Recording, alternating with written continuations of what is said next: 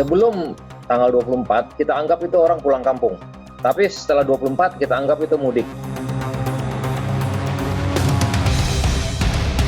Nanti cari celah pada waktu buka puasa, gimana caranya bisa lewat sekarang. Kelengahan petugas aja lah. Ya kan dipercepat saja sanksinya, karena sudah tanggal 7 Mei orang mungkin sudah berkurang sekali. Kita tahu kita makan di luar aja sudah berapa. Kalau ada kesempatan untuk kondisi seperti saya mau pulang.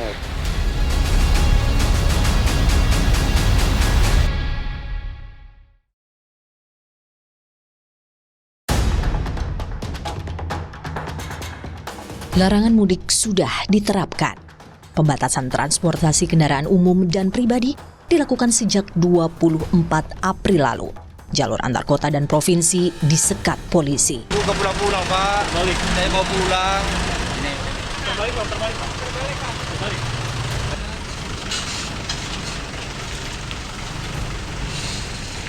Ya udah pulang. Bapak pulang. Ya. Balik kanan lagi, Pak. Ya? Bapak juga nggak akan lewat, Pak. Nggak akan lewat. Percuma Bapak nanti. Bapak balik aja, lebih aman.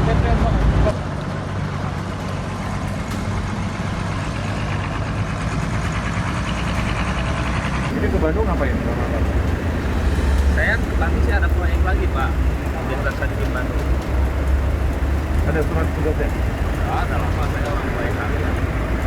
Balik Jakarta. Di wilayah Jabodetabek, salah satu checkpoint penyekatan ada di kilometer 31 ruas tol Jakarta Cikampek. Ini menjadi jalur utama penghubung DKI Jakarta dengan Jawa Barat. Pada hari pertama penyekatan, lebih dari 1.000 kendaraan umum yang hendak mudik dipaksa putar balik. Kita perintahnya tanggal 24.00 sudah tidak boleh mudik. Sebelum 24, tanggal 24, kita anggap itu orang pulang kampung. Ya, silakan pulang kampung. Tapi setelah 24 kita anggap itu mudik. Ya, karena sudah masuk bulan puasa. Jadi sejak tanggal 24 jam 00 sudah tidak ada orang untuk mudik, ya. Jadi kalau mau ditempel ada bis yang nempel kita bukan mudik tapi pulang kampung, tidak ada alasan, balik kanan. Tim Berkas Kompas mencoba melihat dari dekat sekat aparat di ruas tol Jakarta Cikampek. Meski truk mendominasi jalur ini, kendaraan pribadi, bus, dan angkutan travel juga masih terlihat menunggu antrean pemeriksaan yang mengular kiloan meter. Bus, angkutan travel, dan kendaraan pribadi dialihkan keluar pintu tol Cikarang Barat. Namun, kendaraan yang mempunyai surat tugas bebas melaju. Kerjaan, Pak, di Cirebon. Terus? Kita kerjaan di Cirebon. Oh? Itu bukannya mau mudik, bukan. Apalagi pulang kampung. Kita mau kerja. Kerja apa? Kerja apa? Kerja mesin, Pak. Sing. Iya. Itu ada suratnya, Bapak. Hati-hati ya. Balik lagi ke sini. Balik lagi. Munduran. Munduran. Jalannya nanti yang koreksi yang di sebelah sana, dia lebih tahu, orang wilayah tuh lebih tahu mana PT-PT yang masih buka gitu loh.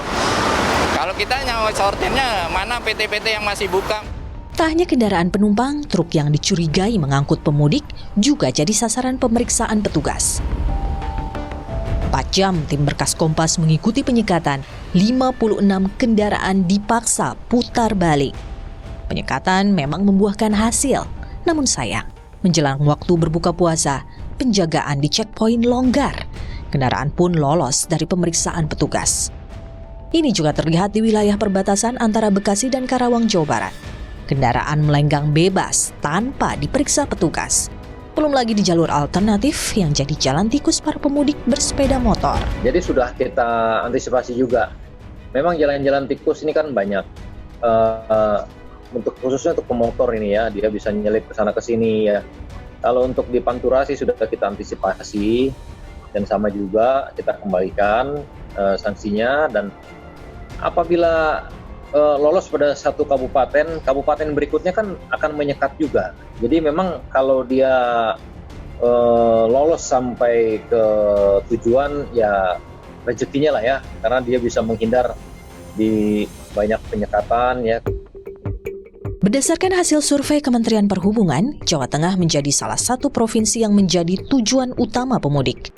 Dari survei tahun 2020 tersebut, 24,2% responden menyatakan Jawa Tengah sebagai tujuan mudik. Celah di penyekatan membuat tak sedikit pemudik yang lolos. Checkpoint itu bagian sebenarnya tindakan terakhir ketika edukasinya tidak bisa, ya mereka ketemu harus kembali.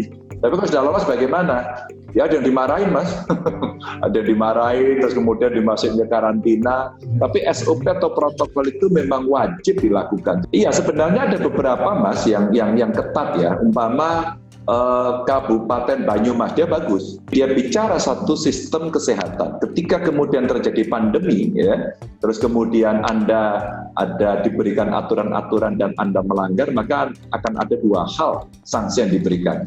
Satu denda, dua kamu bisa dipidana penjara. Larangan mudik diatur dalam Peraturan Menteri Perhubungan tentang pengendalian transportasi selama masa mudik guna mencegah penyebaran COVID-19. Ini diterapkan hingga 31 Mei mendatang dan berlaku di wilayah pembatasan sosial berskala besar, zona merah COVID-19, dan aglomerasi wilayah PSBB. Pembatasan dan larangan kendaraan tidak hanya pada transportasi darat. Permenhub juga mengatur soal transportasi laut dan udara. Dalam Permenhub ini juga diatur tentang pengecualian dan berlaku pada transportasi darat, laut, dan udara. Di saat menanti pemberlakuan sanksi bagi pelanggar larangan mudik, modus mengantar pemudik ke kampung halaman merebak. Nanti cari celah pada waktu buka puasa, kelengahan petugas saja lah.